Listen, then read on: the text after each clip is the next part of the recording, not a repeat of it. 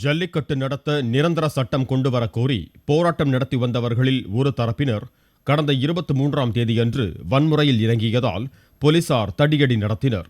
இந்த சம்பவம் தொடர்பாக 200க்கும் மேற்பட்டோரிடம் போலீசார் விசாரணை நடத்தி வருகின்றனர். இந்நிலையில் காவல்துறை ஆணையர் ஜார்ஜ் வெளியிட்ட அறிக்கை ஒன்றில் மெரினா கடற்கரையில் ஒன்று சேருமாறு சமூக வலைதளங்களில் இளைஞர்கள் அழைப்பு விடுத்திருப்பதை சுட்டிக்காட்டியுள்ளார்.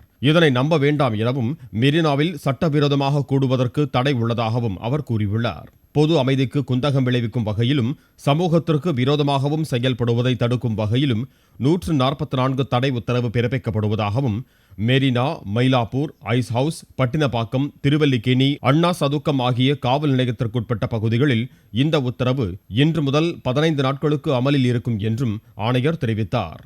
இந்த உத்தரவின்படி மெரினா மற்றும் அதன் சுற்றுவட்டார பகுதிகளில் ஒரு இடத்தில் 4 பேருக்கு மேல் கூடுதல், உண்ணாவிரதம், போராட்டம், மனித சங்கிலி, கூட்டம் போடுதல் போன்ற நடவடிக்கையில் ஈடுபடக்கூடாது என்றும் இதனை மீறுவோர் தண்டிக்கப்படுவார்கள் என்றும் ஜார்ஜ் குறிப்பிட்டிருக்கிறார்.